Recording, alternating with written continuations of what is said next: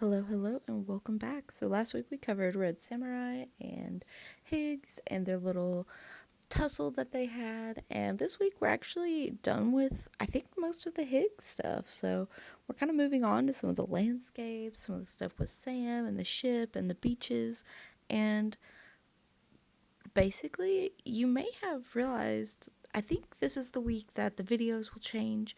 I've pre recorded these, so if you've noticed a couple art videos, congratulations to me. I have got or been offered a teaching position for art, so I'm very excited.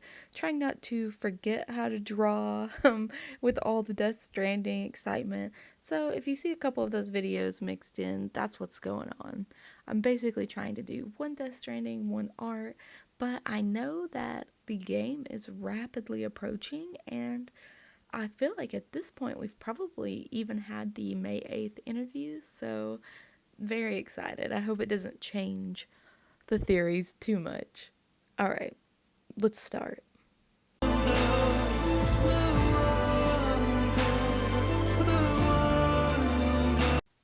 So, unfortunately, there aren't a lot of details that we can glean from these two screenshots, other than basically the atmosphere and the fact that there is a wildfire. There's nothing weird about the Magellan. There's no really defining characteristics other than there are some bushes. So maybe this is outside of Hartman's, but this is probably just outside of a prepper, or I would say a prepper because it doesn't look like a distro, but you can see a light there. That's probably a pole at one of the preppers' places. I found this really interesting just because of how much we have. We have a lot of technology, but we haven't seen it in this capacity, and it's really interesting. We already know that the chiral network can pull anything from history, files, documents, plans, interviews, and be able to chiral print things. So, I mean, it makes sense that we would see some sort of imagery like this on the beach. I mean, it's basically the internet. Even the bodies overhead appear to be reminiscent of barcodes across the top, zeros and ones. I mean, that imagery looks really familiar. It also reminds me of genetic coding and the way that there are little bars that go across and fill in like the XY chromosomes.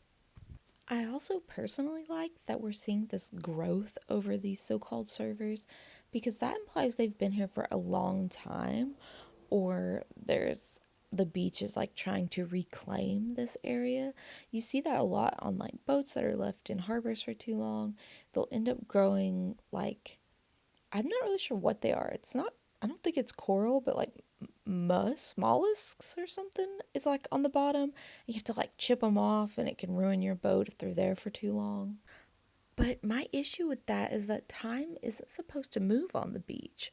That's a big part of the first game is the beach and the seam are kind of timeless. If you're there, like Amelie says, she's a dot, she doesn't move, and it's really implied that if you're on the beach, you're kind of saved in a way that's like that's why the information is all there. It's kind of like in the way of string theory or time travel, everything is there because nothing ever changes. And even if it's the beginning of humanity or the end of humanity, because the beach is this unchanging sole point in time, everything still exists in this area. The caveat to that is that these don't look um, of a different age or anything. These servers look like technology we've already seen. It's familiar to us. So I don't think this is going to be like alien technology or anything. I do think this was sat here by someone probably from the timeline that we're familiar with.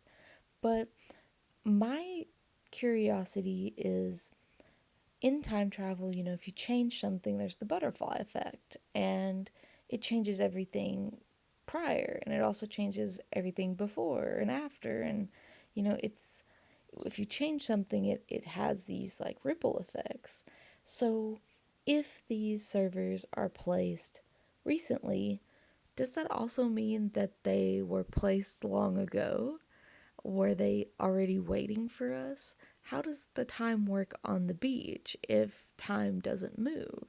How can we change something that is supposed to be, always the same? We have a little bit more of this barcode like digital font, and it doesn't necessarily look like anything we've seen, but it's it's reminding me of some of the like inscription slash design elements on Higgs's coffin, and it has that similar, really odd, like digital arcade font. I guess the best word for it is pixel. It looks like pixelated font. What this could mean visually. Visually, this is what it looks like whenever something is being accessed. There's data being used. It's supposed to show that it is being connected to. However, if you look further back, the further back it goes, the less high the lights are. I don't know if that has any real relevance in actual modems that computers use, but visually, I would assume that means that they're like less full or less used.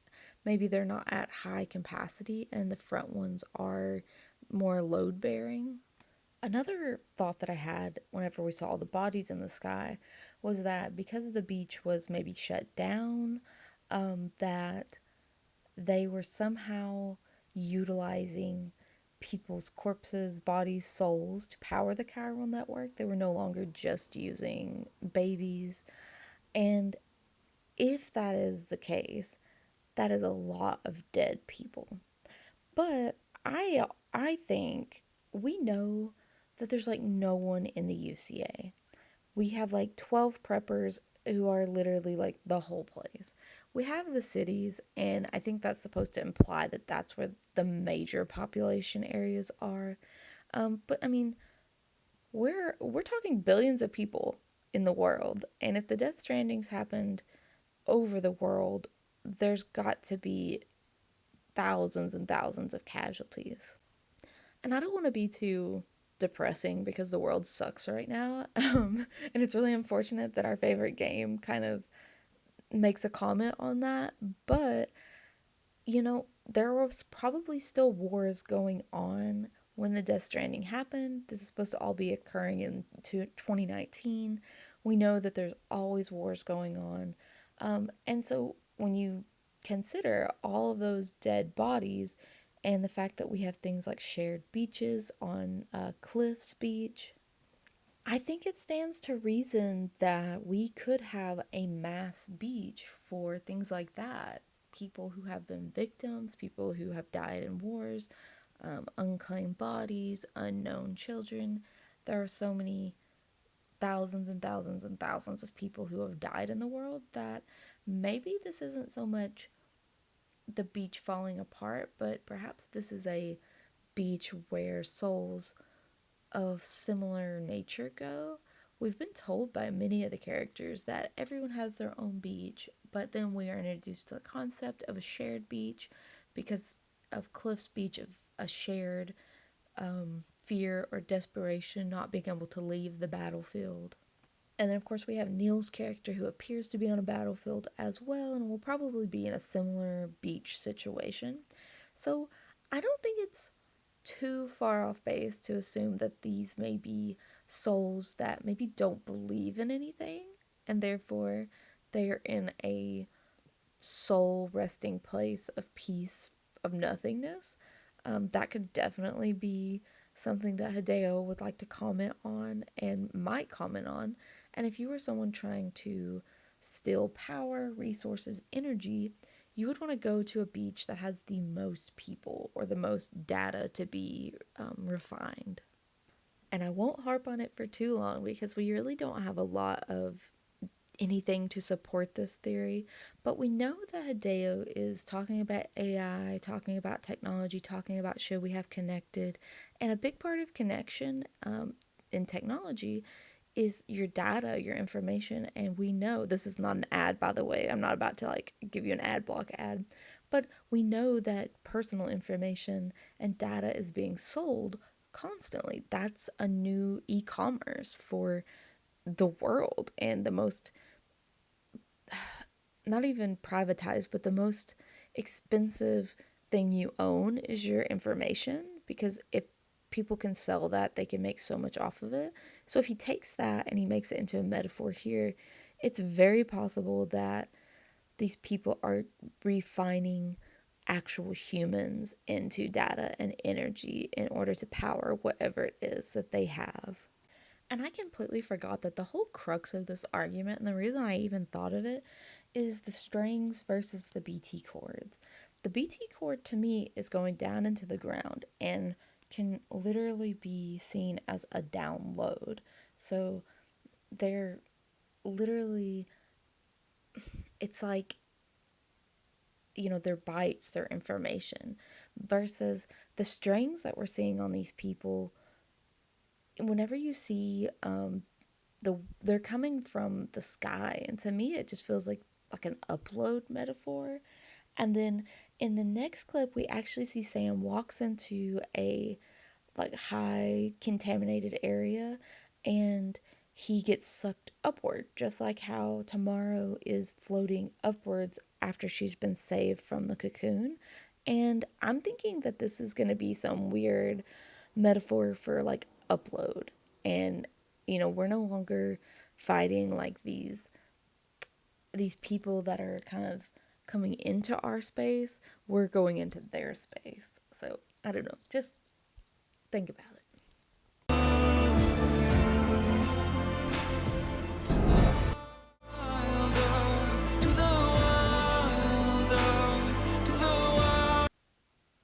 This imagery isn't new to us.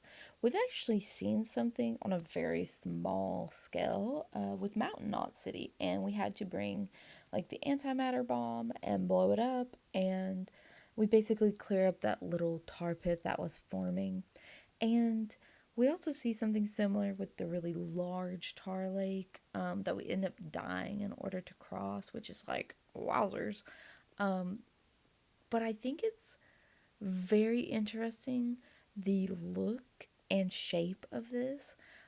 It resembles to me what it looks like whenever you are looking at like radio vibrations or music, and the high points represent like your voice, and the high pitches and the low pitches, which brought me to frequency. And I didn't know this as well as I do now, and I still don't know it all, but basically, the internet runs on frequencies, radio waves. And if this whole thing is a big allegory about the internet and the beach being, a chiral network and download, upload, all this stuff, then I think it's safe to say that the reason that we're seeing these visuals are because of frequencies.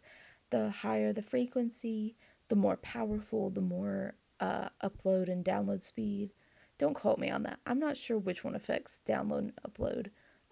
But just for the sake of the theory, Wi-Fi does run over frequencies, so over radio waves, which is what a lot of things run over. Like everything that's wireless has radio waves, basically.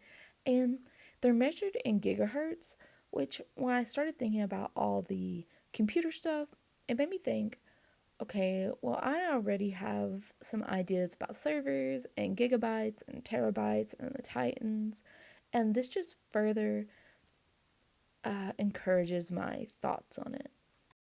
When we zoom in, we can tell that we're at maybe a distro center. There are some boxes or cargo things around, and the floor appears to have kind of the same markings that like a parking lot does in the distros, where they have the little parking spots for trucks. So possibly this is an area that like Mountain Knot just got overtaken. When we zoom out, we can see just a little bit more of that marking on the road. So I do think that there's going to be some sort of distro inside here that we're having to access. In the next clip, I believe it will be when he walks into this and gets sucked up. Here's that image that I think is next, and you can see that there's almost, there's like a wall type area. It sort of tunnels in. He's still got everything on that we saw earlier. I'm not seeing any new gear.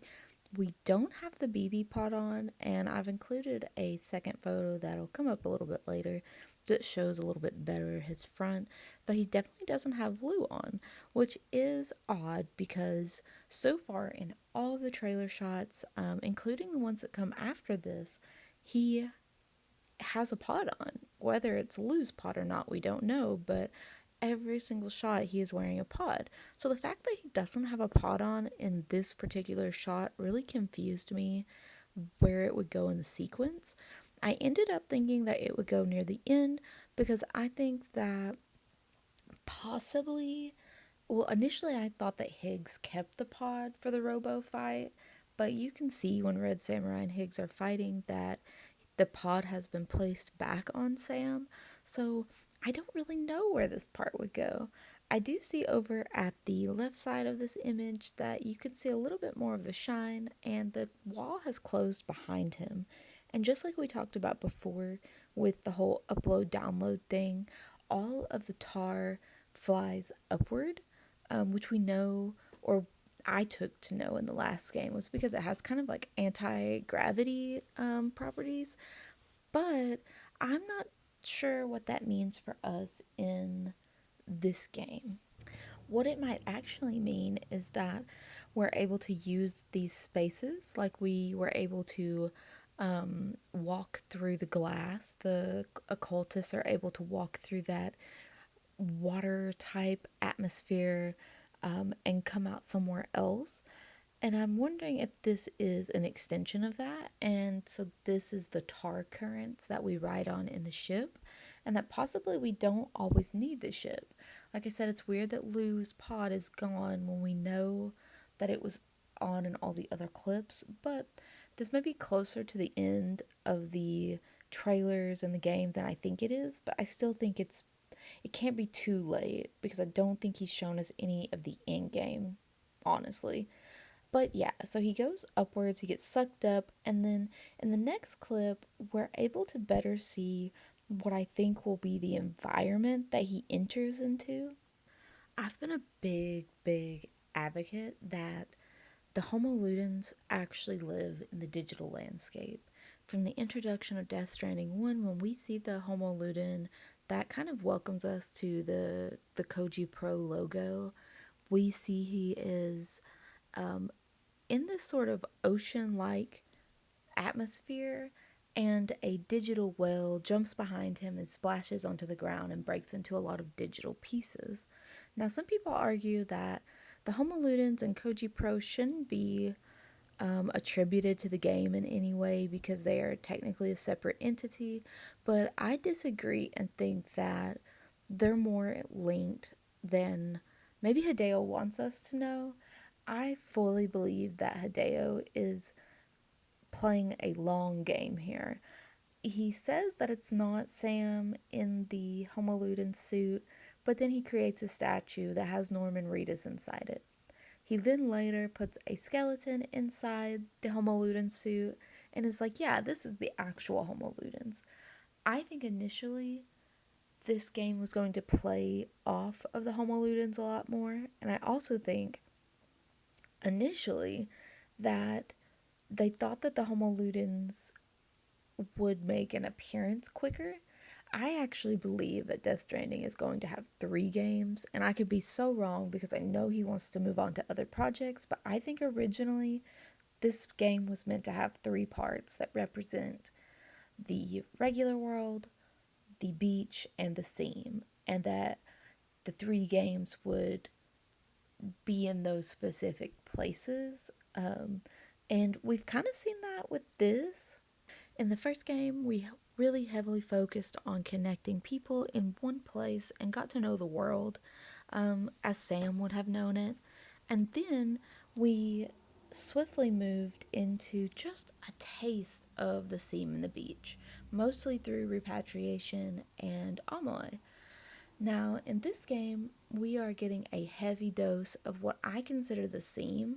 I know I've used seam and beach kind of interchangeably in my videos, but for this particular one, I want to be really clear that I believe that the servers are kind of the same and that this area is kind of considered the same and that that's what's overlapping with the world. I really think the beach is not something that we've seen. I know a lot of people say, Amelie Beach was a beach, but I am not sure because, the beaches that I would think are beaches would be Cliffs Beach, possibly what we see Neil in. Places that have culture and things related to them. It makes sense that Amelie's Beach would be the most basic copy paste of a beach because she is literally the beach. She is everything. And so, in order for her to be a proper conglomerate of everything, she really needs to be stripped down and bare. And her beach is the quintessential beach. It has water, it has sand, it has some wildlife, and that's it. Versus what I think we're going to find out in this kind of set of this game basically is all the ecology that we're noting. We've seen so much of like these interesting plate gates and such, and I just feel that we're going to learn a lot of things that we didn't realize before. And that maybe the servers are on a beach, but I'm going to say that it's like Amelie's beach, or that her beach has eaten the other beaches and become one, because it just doesn't make sense that we have all this lore and these really awesome like World War II beaches and all this literature in the game, emails, interviews of how each beach should be so particular to someone, and then the beach we see is so basic. I just think that they're going to build on it in this game, which brings me back to the original point I was making. I really feel like there's going to be a third game because so far we're seeing the world, we're seeing kind of the overlap of the world, and we really need to be able to see the higher plane. So if there was going to be a third game, which I'm sure everyone would love, and we've seen with Metal Gear Solid that it could go forever. There's like 5 or 6 of those games, but it would make the most sense in terms of how things are typically set up in stories. Introduction, body, conclusion, your opening, the meat of your book, and then your conclusion. And I feel like if we had a third game, we would be on the higher plane. Earlier, I said I don't think we've really been to the end of the game, and I don't think we have in the trailer. I still think this is a very early area. It kind of reminds me of in Death Stranding 1 when you are going to the magazine collector, or I think he's just the collector, and he's kind of down in that hole or that crevice. And when you're down there, it does look like a very different area. But when you're up on top and you're walking where the crevice starts, you can see that the atmosphere and the landscape is all the same, but it just looks different when you're down inside that crevice. So I think this is going to be one of those instances. In both of these shots, we can't really see Dolmen and we can't really see if there's a pod. So I've just placed them close together because the landscape appears the same. They both have the tar pits, they both have the upwards gravity defying tar strings, and the overall atmosphere does seem very similar. We don't have anything on his backpack that can tell us whether we're in the early game or late game. Therefore, I typically think that if the backpack isn't decorated, that's going to be early game footage. If this isn't an environment that we see after entering that weird little portal, then I think this is actually going to be what it looks like whenever the Magellan appears. And perhaps this is how that tar lake starts and then the ship rises out of it.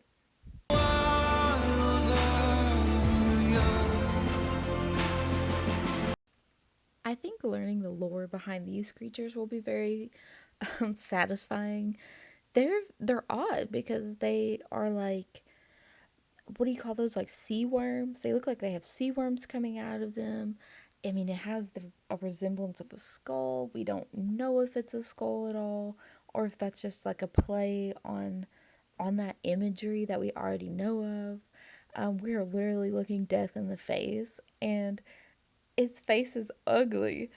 One thing I thought was kind of interesting is, and we're not even going to talk about what this looks like. This is the most silly looking thing in the world, but when you look in its mouth, it actually has teeth, which I thought was kind of funny. Because that, I mean, yeah, it's supposed to be a skull, but that kind of implies that this thing does eat things. Like, there might be an ecosystem related to it. The other thing is the way that there's like these little lights on its feelers that almost remind me of like the anglerfish, something that lures its prey with like shiny lights and then eats it. And in the next clip, we actually see how I thought it was going to be like a laser cannon, but it's not. And the fun thing about the way that this is edited are the two clips that I just showed you are literally the same clip, but Hideo moved the camera. And I think that's really funny how he tricks us into thinking it's a new scene. Here we can actually see parts of a road in the background. So we can see a road sign. Up on the top of the mountain is like a building. And over to the left, you can actually see a distro sign. And I feel like it's worth noting that the Odradeg did not come alive until the monster came out of the tar. So, unlike in Death Stranding 1, where you were basically given a warning animation, and I don't know how it looked in the trailers, but we know we get a warning animation. Even whenever you turn it off, you still get like the weird pause. And so that makes me wonder, perhaps the combat will be a little less expected in this game. I mean, it does appear to be raining, there is tar around, so maybe the warning had already went off, or maybe tar just appears. Maybe tar lakes are sort of like timefall, and if you see one kind of show up in an area, you just know to be careful that there's going to be a monster around.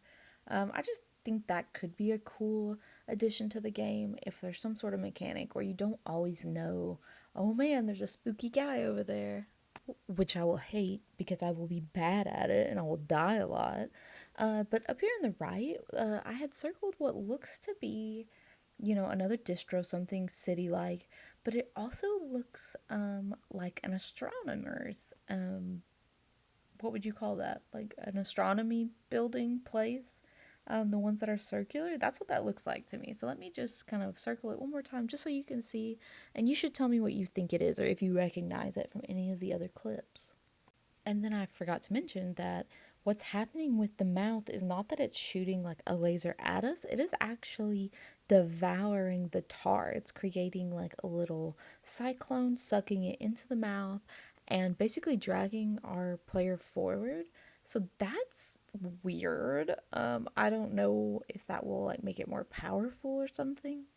The only other people or things that we have seen eat tar are Higgs when he like licks his finger in the first Death Stranding one, and Tar Kitty, who kind of licks up some tar that comes out of the cocoon when tomorrow is freed from it.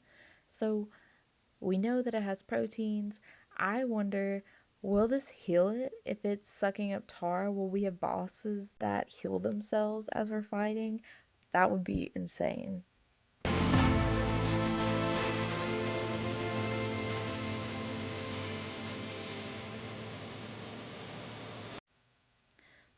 I just feel like I'm in Elden Ring. I feel like I've accidentally tripped and the two fingers are after me.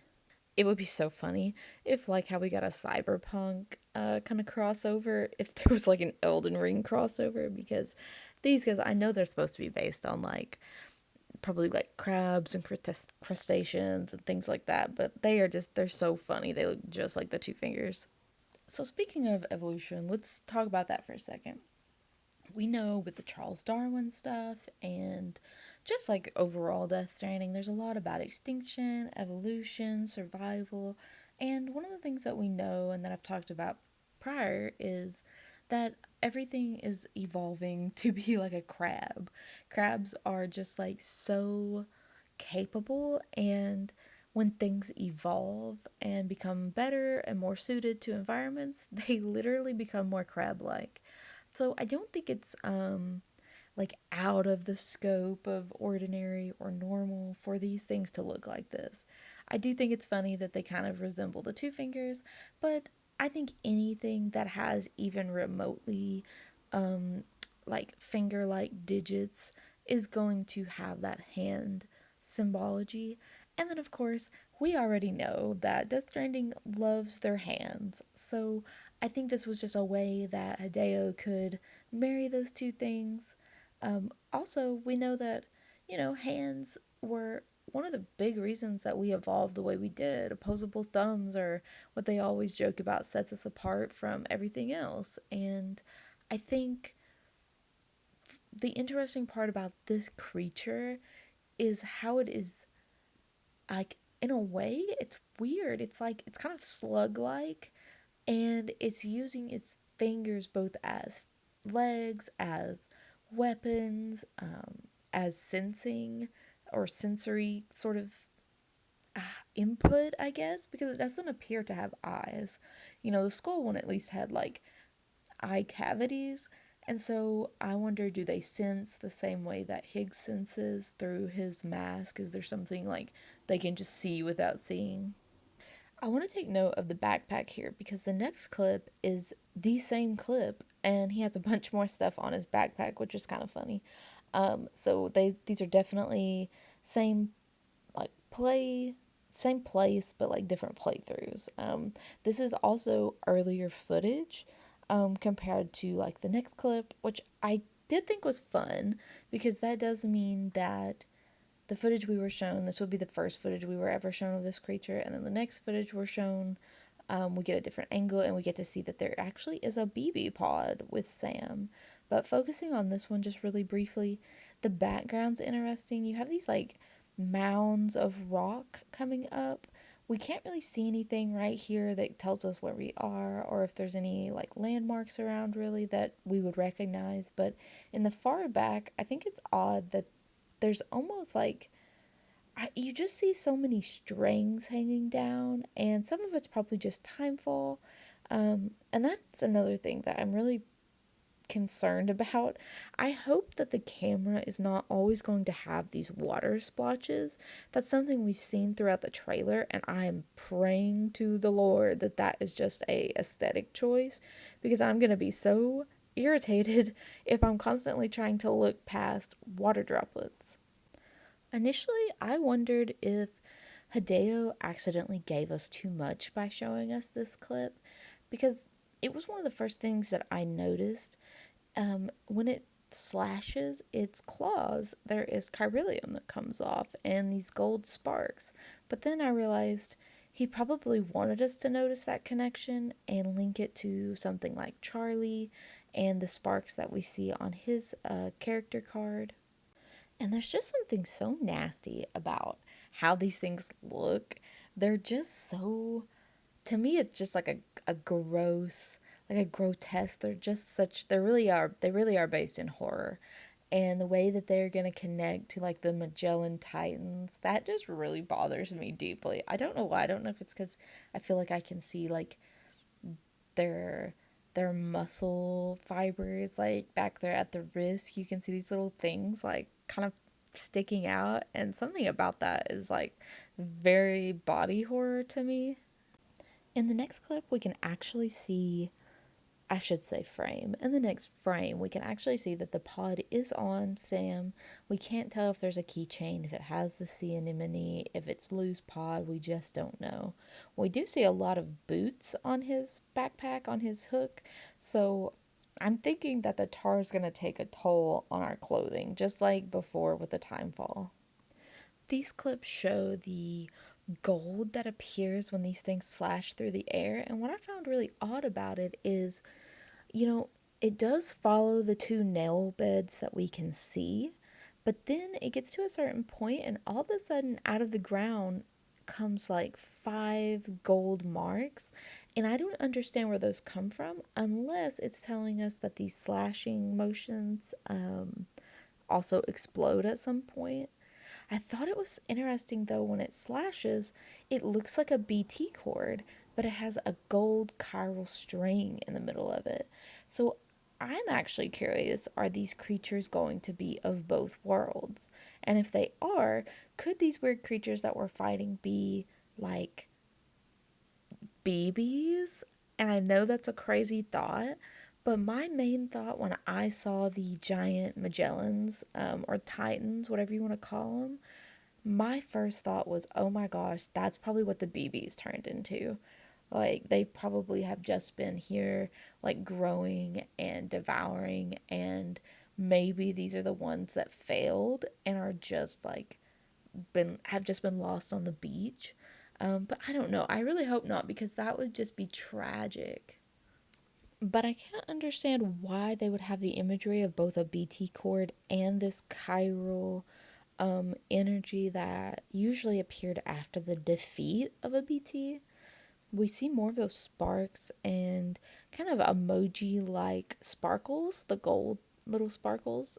And I wanted to point out the claws on these things. They are so scary, but they look like some of the behind the scenes sketches that we saw on Hideo's Instagram. And originally I thought, well, these are probably just old sketches from Death Stranding 1, but they don't look like the gloves that we get that can cut. Well, I guess they don't even cut. We had cord cutters. So I'm wondering if, since we don't have the handcuffs anymore, if this is the new way to cut things and they've been inspired by these new monsters. The way I see this happening in game, if this is accurate, is that Sam will probably face one of these monsters in a tutorial like battle, and then we will get an email from Hartman or someone who is helping us with our equipment, maybe even Higgs, since he's supposed to be like Mr. Manufacturer. And I'm imagining that they're saying something along the lines of, oh, we noticed this hand has the properties of both BTs and Ceruleum. And so we've made these gloves inspired by that. And now you can, I don't know, injure things or cut things.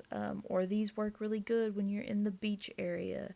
I just think we'll get something like that, because they just look too inspired. We didn't, I mean, if you know of this, tell me in the comments, but I don't remember ever seeing anything in any playthroughs about gloves with claws. This appears to be the same battle, but from a different camera angle and with more cargo on his back. We get a better look at kind of what their tail end looks like, which is a weird thing to say, but we also get a little clip here where we can see some sort of industrial metal laying in the tar lake, and I assume that we are once again by a road.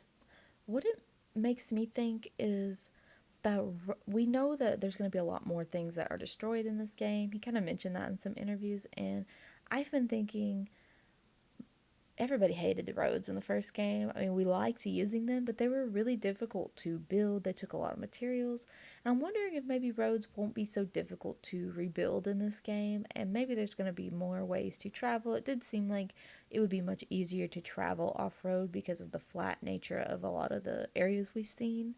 So if that's the case, then these boss battles would be that big of a deal if they destroy your road, if maybe the resources to rebuild them aren't so terrible. Um, but if it is still a terrible thing and it does constantly destroy our roads, especially to distros in difficult areas, I could see that being a big complaint with players. Now, looking closer at the zoomed in photo, we can see a truck in the background that reminds me of one of the only places in the trailer I think we've even seen a vehicle, from the olden days, which was the place with the Mexican restaurant, that we assumed to be in Mexico. It was the Asada Grill. And the other thing I wanted to point out was that this thing's butt is like glowing and seems to be doing the same thing the mouth did, like sucking up tar. And so I do wonder, is he gonna like spit it out the mouth? I mean, it doesn't do anything. Or does that again heal it, refresh it? I feel like there's got to be something about why these things are turning red, or maybe that's just the part we're supposed to shoot. I noticed that this seems to have some sort of a lid to the cargo, so that's awesome. Looks like we're going to be able to keep our stuff safe. The other one we watched had what felt like more fingers, so I don't know if that's true. I didn't count, but I thought it was kind of funny. It has like two short fingers that almost act like fangs of some sort. This clip kind of caught my eye because not just because of the BB, though that was initially what I was trying to zoom in on, but I noticed that his actual porter suit is showing up as red. The lights on his skeleton are turning red. And I don't guess I've noticed that in Death Stranding 1. What do you guys think that is? Is that something that I missed in the first game and that did happen with our skeleton in that game?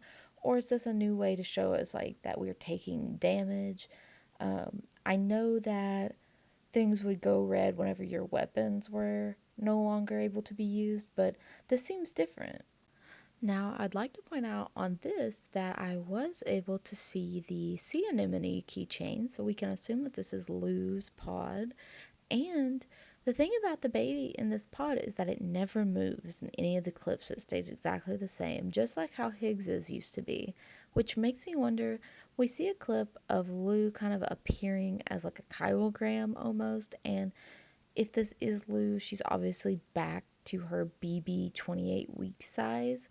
Um, but this is Lou's pod. So if it's not a doll, which was an original kind of theory that I had, then it may just be that Lou is there in like spirit, literally, and is just kind of in the pod able to communicate what she's seeing. If Sam still can't see BTs, it begs the question, can he see these monsters? Or does he need to be hooked up to the other side in order to realize them? That's another part of the video down. Thank you so much for watching. I am a slow editor. I do my best. These usually take me about a day to make with little breaks in between, which seems really crazy when I'm literally just talking, but unfortunately, that is what happens.